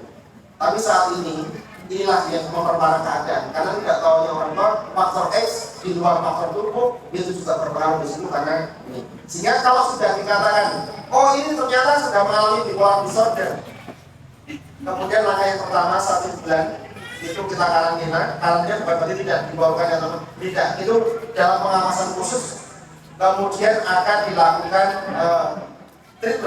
treatmentnya yang paling tepat untuk anaknya seperti apa, apakah okupasi, apakah oral, dan sebagainya. Kalau misalnya ini yang saya banyak lakukan itu biasa tak kasih oral kan. Jadi ketika kasih oral itu sama saja memberikan vaksin terhadap anak. Seperti COVID, kalau COVID kemarin banyak gejala-gejala itu kemudian divaksin, ada booster dan sebagainya, sehingga ketika misalnya terserang maka gejalanya akan ringan. Sama, jadi ketika oral diberikan pada anak penyandang bipolar disorder, maka suatu saat nanti dia menggunakan handphone pun insya Allah sudah aman. Jadi karena kita sudah mengetahui kelemahan anak kita adalah sensitif syndrome seperti itu, sehingga kita lakukan ini. Dan yang saya di materi saya di YouTube sudah ada ini. Baik, itu jawaban saya tentang bipolar disorder Bunda. Pertanyaan yang kedua tadi tentang bagaimana caranya memberikan pencegahan, tidak preventif. Baik, tadi saya melanjutkan. Yang pertama, saya masih menggunakan rujukan di kitab Sifat Walid Masail Qadal Bakutal Imam Ibnu Qayyim radhiyallahu anhu yang saya gunakan. Yang pertama, Bu, jadi mau nasihati anak tentang apa saja? Tentang gadget, tentang kenakalannya dia, tentang apa saja. Yang pertama, kata Imam Ibnu Qayyim itu apa? Jangan pernah meninggalkan adab ketika memberikan nasihat kepada anak. Itu penting sekali. Adab itu penting. Soalnya apa? Saat ini banyak orang tua yang mulai tergerus dengan ini semuanya. Tolong ya misalnya. Saya banyak lihat ibu-ibu sekarang ini, kalau nasihati anak itu kebanyakan nyambi-nyambi. Kalau nyabu, ini ngomong jadi ibu banyak sejak ya, ngomongannya. Betul nggak? Saya tahu. Jenengan itu bagus tujuannya supaya pekerjaan rumah dan rampung, nasihatnya juga dan rampung kan. Nah, secara psikologi apa yang terekam di otaknya anak? Nah, biasa lu bawa buah yang berbeda. Masuk ternyata keluar dengan dia. Iya. Karena yang saya Islam itu agama yang paling didenta ada. Orang minum itu ada adabnya betul kan? Ya. Orang makan ada adabnya kan? Ya. Sampai orang bicara, coba saya ngatur sama dia seperti ini. Tapi muka saya ke sana. Sopan nggak saya? Maka di Indonesia itu sampai ada fakultas ilmu komunikasi. Ya ada fakultas ilmu ngobrol kan? Ada ngobrol sama komunikasi sama beda. Anak ajarkan ini bedanya ngobrol sama komunikasi. Syarat komunikasi seperti apa harus ada. Dan itu sama Bunda. Kalau Bunda itu nasihati anak yang seperti itu, maka dia tidak akan menghargai Bundanya. Dan nyun sewu, nasihat seperti apa pun itu akan mentah. Maka kata Imam Ibnu Qayyim, dudukkan anakmu, ajarlah bicara dari hati ke hati seperti tema ini. Nah sini Bunda mau ngomong, pastikan ketika mau mendidik itu dalam keadaan good mood. Jangan pakai bad mood. Orang marah itu ya, secara psikologi besok lagi. Kalau sebenarnya lihat orang yang marah, itu orang yang takut. Dan dia menutup rasa takutnya dengan cara marah. Saya pernah melakukan pembekalan kepada teman-teman penyidik juga di Polri tentang gelagat atau perilaku sampai dengan alat namanya lie detector itu ya, alat uji kebohongan dan sebagainya itu seperti ini. Jadi orang yang marah itu, malah orang yang takut, dia menutup takutnya dengan cara marah. Ambil analogi berpikir. Ada induk ayam, ya, ada induk ayam. Kemudian anaknya di situ, kita ambil anaknya, kira-kira induknya marah nggak? Kenapa induknya marah? Karena induknya takut, khawatir anaknya yang ganggu, maka ngambung-ngambung marah. Jadi besok lagi, kalau lihat orang yang marah itu sejujurnya dia itu orang yang takut dan dia tutup takutnya dengan cara marah. Itu yang tahu pribadi masing-masing. Itu orang yang psikologi. Ya, nah, lu malah protes, jadi malahnya kita berbeda katanya itu. Nah, kemudian yang kedua, sesungguhnya kedewasaan seseorang itu akan nampak ketika menyelesaikan masalah. Umur boleh banyak, tapi dewasa belum. Maka orang yang hebat itu sesungguhnya satu, dia harus berdamai dengan tidak sempurna cinta. Yang kedua, angin itu berembus tidak sesuai dengan kehendak kita. Allah yang menggerakkan. Jadi kalau kita bisa berdamai dengan ini semuanya, insya Allah nyaman. Jadi kalau istri mau ngedikan apa bilang apa, ini berdamai aja dengan ini semuanya, enak jalannya seperti itu. Bila kalau seperti ini ya, biasanya nasihat anak itu pastikan jangan dalam keadaan marah, tidak ada gunanya sama sekali. Nah sini nah, udah mau ngomong sama-sama. Pastikan cara nasihatnya itu bicaranya dari hati ke hati. Kemudian tata baca anak kita dan sebagainya. Misalnya temanya uang gitu ya. Nah sini udah mau ngomong sama ada apa sih bunda? Kamu mau besar-besar jual duit sama bunda. Biarkan dia ngomong sampai selesai. Tapi suamiku mana saja begini. Biarkan sampai selesai, jangan diputus. Biar dia tahu untuk tidak memutus pembicaraan orang tuanya kelak nanti. Sudah ya, sudah bunda. Nah, dengerin ya. Kamu tahu nggak, bunda itu nggak kerja. Ngerti bunda? Bunda kan dapat kerja di papa. itu bapak lagi sakit. Dan uang yang benar itu tinggal ini. Kalau ada yang mau ambil, ambil aja buat jajan. Tapi mungkin udah nggak bisa berikan obat buat bapak atau buat kita makan. Demi Allah dan Rasulullah. Dia akan nangis. Maaf ya bunda, aku nggak tahu kalau bunda nggak punya duit. Tepuk tangan bagi semuanya. Itu cara berikan nasihat kepada anak peradaban ini. Nggak bisa sambil marah. Sia-sia jangan semuanya. Dudukkan pak. Makanya harus tahu. Kalau anak perempuan itu secara psikologi kita dengan bapak. Cinta pertama seorang anak perempuan itu wajib ibunya jatuh cinta pada siapa? Bapaknya. Ini bukan secara seksuologi, bukan loh ya. Saya kasih contoh. Perempuan itu diciptakan untuk mendepankan perasaan. Laki-laki mengedepankan logika. Nah, berarti perasaan dia mengedepankan logika. Ini. Contoh misalnya, suatu ketika bapak sama ibu beda pendapat, bertengkar. Dan anak perempuan kita tahu itu yang jelas salah ibunya, tanpa dia mau melakukan. Karena perempuan terkadang begini. Ya, meskipun di sini nggak ada bedanya. Nah, anak tahu. Ya Allah, bapak betul loh. Dimarah-marahin bunda kayak gitu, diam saja. Maaf bapak yang minta maaf. Apa sih yang mereka minta saja? Ya Rob, anak. Suatu saat kalau aku menikah dan punya imam, aku mau imam pun sesambar bapak. Itu yang saya sebut jatuh cinta pada bapak. Ya.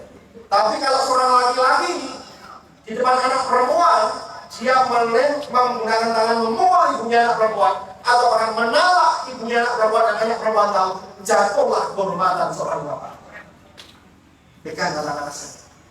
Jangan salahkan kalau anak menikah, ternyata dia tidak mendapat imam atau figur imam yang tepat karena dia tidak tahu figur imam yang diidolakan itu siapa. Jadi tolong, kalau beda pendapat bikin komitmen. Ya, saya pun juga lapar kayak gitu. Jangan dipikir psikolog itu sempurna. Saya juga belajar juga. Saya tuh kalau istri saya kayak ngambek pemain mulai itu tak ajak keluar tak gandeng. Orang bilang wah pak ini romantis padahal boleh. Lo gandeng masuk, lo kembet. Soalnya baru lo kembet itu udah nyalok apa? Memang gimana kalau lo sibuknya. Tapi alhamdulillah lo betulnya kucuk lagi. Kucuk lagi itu kita duit tuh. Kok saya kan ustaz. Lo dapat duit terbaik itu sendiri apa? Berarti kan kita duit. Kita ini sekolah kan itu. Senyum tertawa ya. Nyun sewu. Saya sudah 19 tahun di psikolog belum pernah menemukan ada orang gila dengan penyakit stroke. Kalau Anda masih lihat ke saya, ya, artinya apa orang itu benar-benar merdeka. Dapat digantui sesok mana nopo dan sebagainya. Jadilah orang-orang yang merdeka.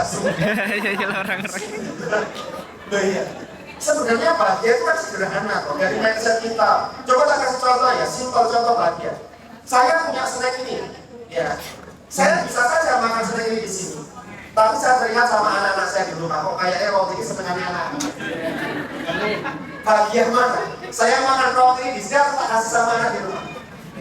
Nah jadi bahagia itu sebenarnya saat kita memberi, bukan saat kita menerima. Tolong jaga pribadi-pribadi yang bahagia, tolong tangan. Meskipun hanya sekolah batas itu yang kita berikan, itu menjadi pribadi yang bahagia, insya Allah.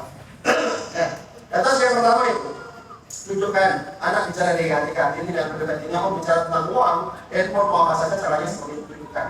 Dihargai anak mulai dia akan menghargai. Saat ini tuh banyak persepsi yang salah tentang ini. Banyak orang tua itu mintanya ditakuti, salah. Jangan pernah jadi orang tua yang ditakuti. Jadilah orang tua yang disegani. Ya disegani, disaluri, dilaui. Jadi orang tua yang disegani. Soalnya anak sekarang ini pintar banget loh, membaca karakter dia itu pintar. Contohnya, jadi kayak saya di televisi ceritanya lucu. Dan kemudian tertawa. Mau sama kan apal makan. Wah, ada apa yang baterainya nampak. Wah, kayak gini ya saya. Mulai belajar dia kan dikit. Di masa itu tolong sesuatu. Ini siapa besar kita. Udah semua saya peran badan itu yang sangat dahsyat. Besok tak belas itu. Saya banyak lihat soalnya. Anak-anak pulang jam berapa di sini? Jam 2 oke ya. Nanti tak lihat deh. Saya banyak lihat misalnya kalau tak pulang, nih para usaha-usaha jadi ada koreksi. Kan ini jual pak tanggung 10 menit. Mau tua sudah tadi nanya depan. Saya banyak lihat perayaan ini mau tua sampai di sana kan. Maka kalau senyawa motor, gua minta kalau murah kan sebagainya. Bocah gitu, tas metu ini harus cerita karo mbok nih. Ning gone nanya kayak buta orang sih cerita. Seperti itu. Tolonglah dia itu memberi mawon. Ya, Dia masalah kan masalah. Dia kan itu belajar enak dipandang, sedap dipandang. Insya Allah itu ibadah yang abad. Mila yang saya mungkin pukulan itu jadi kesalahan kalau bapak-bapak itu di depan rumah nggak kopi, aku masih ngeker mandi rokok, atau bahkan jadi sebantar pikiran ini. Jangan juga kok kayak udah semua kan luas, pikiran ya udah. Mila kalau suami dia tidur di sampingnya dengan ketakutin itu katakan Mas, aku dan anak-anak bangga kok punya suami. Ya tidak terus. Iya. Iya, jadi masalah seperti itu simpel aja. Kadang suami-suami kita ekul, dingin, tapi tanggung jawabnya luar biasa Pak. Karena ya Bu, zaman saya yang lebih. Yang ketiga, tadi treatment tentang punishment dan reward. Yang saya mau ya, kalau ilmu psikologi, jangan sekali-kali mendidik anak menggunakan punishment atau reward itu nggak tepat. Punishment atau reward itu gunakan pada saat insidental saja. Nih, jangan reward. Ayo sholat karena tak mau baik, kayak Pak. Bos biasa Pak Brian bangkrut dan Pak. Yang kedua nama anak ini mulai nih. Sekali lanjut ujian gagal selamanya. Akibat kasih untuk sebelahnya. Dengan mana kianya nggak dikasih besok ada mana? Reward itu gunakan benar-benar keadaan darurat. Contoh gitu. Ini pernah saya alami juga soalnya. Tidak tahu tugas psikolog ya. Tugas psikolog di rumah sakit membantu dokter-dokter itu. Saya sering masuk ke ruang-ruang yang mau siap operasi itu. Saya tanya ke pasien, Pak, jadwal operasi hari ini, dokter X dan dokter X. Wah, dokter X itu dokter bagus, Pak, tidak pernah gagal dengan sin tangan mawon. Tidak mungkin lah sama dokter X ini operasi gagal, Pak. Ada di bawah kita, gagal operasi. Nah, tugas psikolog itu membuka mindset teman seperti itu, percaya. Itu tugas psikolog di rumah sakit kadang keliling ke ruang-ruang itu yang emergensi. Saya pernah datang ke ruang emergensi yang berbahaya, tapi ternyata keluarnya dikabulkan sama Allah. Itu tantangan dia, masalah dia. Ada seorang anak sudah menyatakan anfal sama dokternya. Saya teringat itu kurang lebih usianya 11 tahun. Ya. 11 tahun, dia itu kadang-kadang koma, kadang sadar dan sebagainya. Dokter juga mengatakan ini berat. Saya tanya bapak ibunya yang nangis di situ, Pak. Jangan cabutan dokter. Ananda, ini pernah minta apa yang jangan mungkin belum ngabutan, tolong tidak. Oh minta drone, Pak. Minta drone nih. Nah kenapa yang mengabulkan? Saya nggak ada uangnya untuk drone karena saat itu drone-nya mahal sekali. Ya sudah saya lihat di ini, ternyata drone ada yang berjauh harga saya sampai tak sebenarnya Mas turun ke warna drone. Ajaan Bapak ini mundur dari rumah dan sebagainya nanti video call. Iya. Ternyata benar. Saat biasa dia siuman, kita pun sama bapaknya di rumah. Nah, ya ayah di mana? Ayah ngapain tuh? Ayah main drone. Drone-nya siapa ya? Drone-nya kamu kan ayah belikan nih, baru dong. Nah, coba pulang dong. Beneran apa yang terjadi? Hormon endorfin menguasai obat pekerjaan maksimal dan ternyata luar dugaan bisa terjadi penyakit yang tidak sama sekali. Bukan yang lebih sama. Jadi itu gunakan dalam keadaan yang mendesak untuk siapapun. Dengan gerak dan sakit, maka lakukan. Karena otak kita ini ada hukum yang namanya law of attraction, hukum tarik menarik. Itu nyata. Apa itu law of attraction? Tak kasih contoh ya. Kenapa di Indonesia terkenal dua itu ada pocong, kuntilanak dan macam-macam. Kenapa di Eropa, di Amerika tidak ada pocong, kuntilanak? Kenapa ada di Indonesia? Nah, dunia Amerika apa ya tahu? Kenapa? Itu terbentuk karena visioner yang pikiran manusia. Jadi dimensi yang lain itu, dimensi yang lezat yang lain itu ternyata membaca pikirannya manusia akhirnya mau wujud. Lalu pada mau wujud gunakan mindset yang positif. Dengan gerak yang sakit, mindsetnya apa? Jogging, olahraga, maka hormonnya bekerja dengan maksimal. Ada sebuah motivasi yang luar biasa. Karena apa? Kita ini punya power yang belum dimaksimalkan. Contoh kalau kita tepat, dengan jalan-jalan, wadah anjing, dikejar sama anjing, depan ada kali Pak. Saking takutnya sama anjing, lompat kali tulisok. Itu punya kalau power nih, lompat tanpa dikejar anjing, belum tentu dia bisa. Ya, berarti kita punya power yang belum kita manfaatkan. Maka manfaatkan power itu untuk usaha, untuk apa? Tinggalkan itu kaum rebahan semua penting. Efektifkan waktu, Pak. Ini. Jadi reward tidak penting. Jangan digunakan untuk beda anak. Punishment apa lagi? Punishment hanya membekas menjadikan luka batin pada anak yang luar biasa. Yang penting mendidik anak itu apa? Jalani prosesnya. Prosesisasi. Prosesnya seperti ini. Justru nilai kebahagiaan kita ada di situ. Ya, ada beberapa hal yang kita lakukan. Contoh ya, Yang pertama adalah belajarnya anak. Belajar yang benar untuk anak di rumah itu bukan seberapa lama waktunya, tapi seberapa benar caranya. Meskipun anak ini belajarnya setengah jam, tapi cara belajarnya benar, dia maksimal dapat apa saja. Tapi meskipun dia 2 jam yang di handphone, yang di apa saja, dia bercapat ilmu itu. Jadi kualitas belajar ini sangat penting sekali. Jadi kualitas belajar itu akan ketemu moodnya pada anak masing-masing. Jadi prime time anak-anak itu sebenarnya tidak ada harus pada jam 4, tidak bisa untuk belajar. Prime time-nya anak itu macam-macam, ada yang klik belajarnya itu pada saat subuh ya. Ada klik belajarnya, anak saya ketahui belajarnya saat saya ternyata malah nyantol ya. Jadi sebagai orang tua yang akan tahu anak ini klik belajarnya dari mana. Seperti itu. Tapi misalkan di sini ribet sama manis jangan menggunakan untuk belajar. Oke. Boleh tepuk tangan silakan kita semua. Silakan Ustaz, masih ada waktu. Gimana? Sudah selesai? Tak kerasa sudah selesai. Baik, sekarang saya kasih conclusion ya. Tips mendidik anak di era saat ini, tipsnya apa saja? Yang pertama, sebagai orang tua yang baik, itu bukan orang tua yang mewariskan tanah, rumah, dan mobil, tapi wariskanlah 3 perkara ini supaya anak sukses dunia akhirat. Mawon. Yang pertama, wariskanlah kepada anak-anak kita yang namanya kecerdasan intelektual, atau bahasa asingnya intellectual quotient. IQ, ini porsinya 20%. IQ, 20%. Kita pernah ada di sini.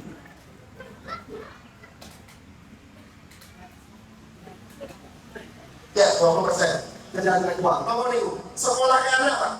Jangan sampai anak kita tidak sekolah. Ilmu yang dimiliki anak dari para gurunya, insya Allah menjadikan anak-anak kita nanti menjadi kaum intelektual, kaum terpelajar. Adabnya terpelihara, kemudian yang kedua dia nanti mampu membedakan mana yang batil dan mana yang hak dari ilmu yang dia dapatkan dari para gurunya. Ya, termasuk di dalamnya apa? Tepat bayar SPP, ya. Tolong. Itu termasuk mewariskan yang namanya kecerdasan intelektual. Ya. Terus sebenarnya orang juli. Nah, jangan besok itu kedua tadi kayak ini ya, orang juli tadi tadi. Itu namanya kecerdasan intelektual. Ya. Yang kedua, wariskanlah kepada anak-anak kita yang namanya kecerdasan emosional, atau bahasa asingnya emotional quotient, EQ. Ini fungsinya 30%, jauh lebih kecil. Saat dengan contoh perjalanan dakwah Rasulullah ya. Nah, satu ketika Rasulullah itu selesai berdakwah, beliau istirahat di bawah pohon yang rindang bersama dengan para sahabat. Tiba-tiba datanglah seorang itu ngasih buah. Ya Rasul, aku bawakan untukmu dan para sahabat sekalian buah sebagai pelepas dahaga. Dimudahan ya Rasul. Kemudian Rasul lagani, beliau ambil 1 buah dan dahar di depan para sahabatnya, dan dahar di depan pemberi buah tersebut. Kemudian para sahabat itu batin semuanya. Loh, kok Rasulullah dari sendirinya? Gak biasanya seperti itu, ada apa gerangan? Seperti kali dia memberikan buahnya pulang, Rasulullah menjelaskan pada para sahabatnya, wahai para sahabatku, aku minta maaf pada kalian semuanya. Kenapa aku makan buah ini sendiri? Dan kenapa buah-buah di depan belum aku bagikan pada kalian? Kecuali wahai sahabat, buah yang sedang aku makan ini rasanya asam, rasanya tidak enak, dan aku khawatir buah-buah yang di depan ini persis rasanya yang aku makan. Dan tadi aku berpikir, kalau buah ini lantas aku bagikan pada kalian, dan kalian makan bareng-bareng sama aku, tapi wajah kalian kelihatan, kalau buah ini rasanya tidak enak, maka yang memberikan akan sedih dan kecewa. Artinya apa? Rasulullah punya kecerdasan emosional. Meskipun kecil, beliau itu tenang dan seolah-olah buah ini rasanya. Coba kalau wanita artinya pun kebes-kebes, pikir-pikir karena kita belum paham yang namanya kecerdasan emosional. Bila hati-hati bawa wajah, bawa awak, mendengar rasa dan karung uang, mendengar rasa dan gibah, rasa yang buci itu namanya punya kecerdasan emosional. Paham ya? Rasa dan karung orang bakal lain rasa toknya itu memang Allah seperti apa? Oke, sepakat ya? Yang ketiga, wariskan kepada anak kita yang namanya kecerdasan spiritual. Ajari anak untuk takut, hidup takut sama Gusti Allah, ya, untuk taat beribadah seperti itu. Ini kalau saya jumlah 100, IQ 20, EQ 30, SQ 50, pas 100. Sekarang pertanyaan saya, bisa nggak kita ini hidup hanya mengandalkan satu jenis kecerdasan intelektual saja? Bisa nggak? Tapi prakteknya banyak yang bisa. Lihat ya, oknum pejabat negara yang korupsi. Itu kurang intelektual apa? Kurang pendidikan apa mereka? Tapi karena mungkin belum memiliki kecerdasan spiritual, menganggap Allah tidak pernah melihat setiap perbuatan dan perkataannya, maka dilakukan korupsi. Sehingga pemimpin yang baik itu salah satu syaratnya apa? Hidupnya harus tangguh sama Gusti Allah. Berbuatlah untuk pemimpin yang baik. Yang terakhir, pertanyaan saya, bisa nggak kita hidup di dunia itu yang mengandalkan satu jenis kecerdasan spiritual? Jadi loh 50% loh, bisa nggak? Nggak bisa. Contoh, dia rajin sholat 5 waktu sih, rajin sholat tahajud iya, tapi jadi pemalas Pak. Suatu saat perutnya jadi lapar, sama sih, lo sedang kuntek. Masa berat lo berafiyot teh, butuh Pak jangan dengan saja, minta sama Allah ya Allah, turun kalah berasa rutin lah di depanku. Mungkin ada nggak? Doa itu penting, doa itu perlu, tapi doa tanpa usaha itu konyol namanya. Pokoknya rasanya harus gawe-gawe sedek lagi turun. Ya Allah hari ini kopi kurang gaman-gaman loh, ada kemanasan. Nanti kita minta, dikasih kita jadi orang yang ahli bersyukur seperti itu. Iya kan? Kerja keras itu penting Pak, perlu. Tapi kerja keras tanpa doa itu namanya apa? Sombong. Kalian tahu nggak ciri orang sombong itu apa? Ciri orang sombong itu orang untuk pamer gelangnya juga bagai dan ngomong. Orang untuk pamer kayak kuris sih nggak berapel boten. Orang sombong itu cirinya mau gampang.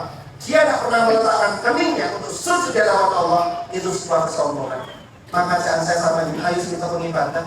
Perkara ibadah di tombol nggak di tombol urusan Gusti Allah. Sing penting sujud panambah semua sak wayang benar Gusti Allah boten tersinggung. Karena orang yang sudah meninggal kok minta dihidupkan kembali dengan mereka amal ibadahnya. Tapi kita yang dikasih nafas terkadang sia-siakan.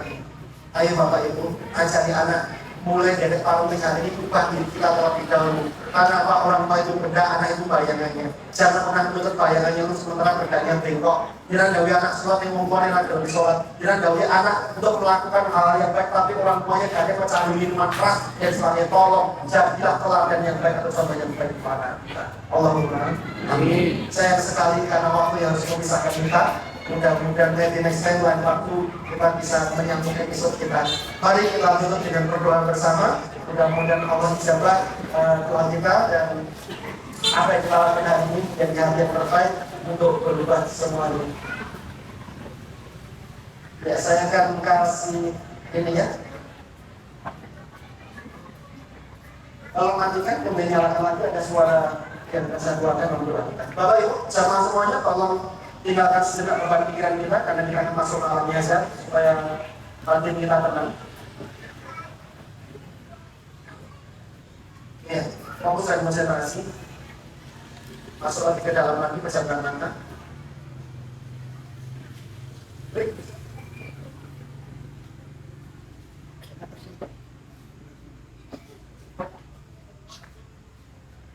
Iya, mari pejamkan mata. Mari kita setenang mungkin. Kita masuk alam nyasar, alam yang menjadikan ketenangan, alam yang memberikan kebahagiaan. Yesus Holy Spirit sampai kepada pendengar semua. Bismillahirrahmanirrahim.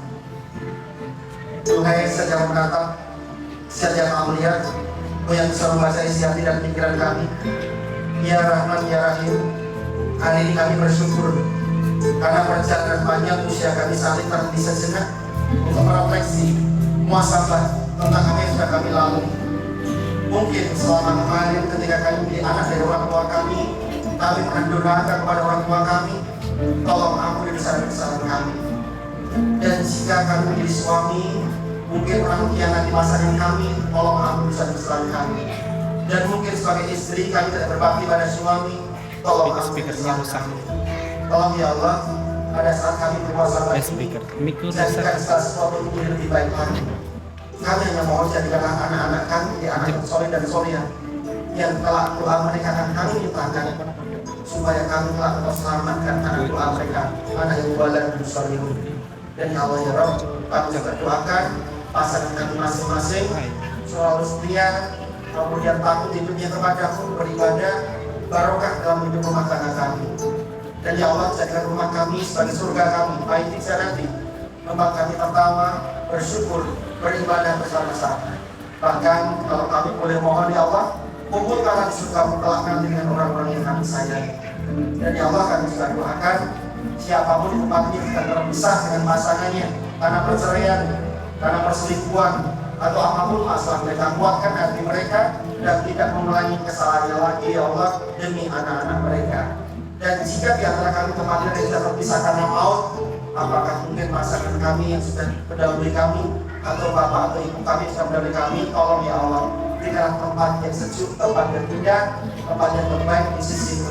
Dan suatu saat nanti ketika kami kembali ke pangkuanmu ya Allah, izinkan kami kembali dalam keadaan husnul khotimah, orang-orang yang memenangkan melawan ego kami. Engkau ajarkan kami surut kepadamu. Dan ya Allah ya Rabb, kami juga doakan siapapun yang sedang sakit di tempat ini, apapun penyakit mereka, Allah sembuhkan. Karena Engkau adalah dokter di atas segala dokter, obat di atas segala obat. Dan kami juga doakan siapapun yang sedang berkesusahan, apakah punya masalah tentang utang-piutang, masalah ekonomi, masalah dengan anak, masalah dengan pasangannya, ya Allah ya Rabb, kami mohon tolong angkat derajat kami dari waktu ke waktu, mengenangkan ilmu di otak kami sehingga kami paham mana yang sedang dilakukan dengan segala kekuatanmu. Dan ya Allah ya Rabb, kami khusus kami doakan para pendidik, Dewan Asal Ta'atalina, para guru, kepala sekolah, mereka yang sudah memudahkan urusan anak-anak di tempat ini, maka mudahkanlah urusan mereka dari dunia maupun akhirat mereka. Kami juga doakan orang-orang pengambil kebijakan dari kepolisian, dari TNI, yayasan, ya Allah, siapapun yang mereka mengambil kebijakan bersinggungan dengan masyarakat, jadikan mereka memiliki akal yang mulia, jadikan mereka menjadi pemimpin-pemimpin yang penuh amanah. Dan ya Allah ya Rabb, kami akan pulang. Mudah-mudahan ilmu para menteri pada hari ini bersarang di atas satu hari kami, menjadi lentera di kegelapan kami dan mengarungi bahtera rumah tangga kami. Terima kasih ya Allah sudah diingatkan pada hari ini. Izinkan kami belajar istiqomah, izinkan kami selalu sudutkan yang berkali. Bahasa Allah dan segala firman. Rabbana atina fid dunya hasanah wa fil akhirati hasanah wa qina adzabannar wa qina adzabannar wa qina adzabannar walhamdulillah rabbil alamin. Saya kasih nomor WA saya, kalau mau simpan sembari saya tutup. Demikian yang bisa saya aturkan. Ayah bunda semuanya, kalau ada yang baik di tempat ini itu semata-mata bersumber dari Allah. Namun kalau ada salahnya dari saya mohon dimaafkan. Saya akhiri. Wassalamualaikum warahmatullahi wabarakatuh. Untuk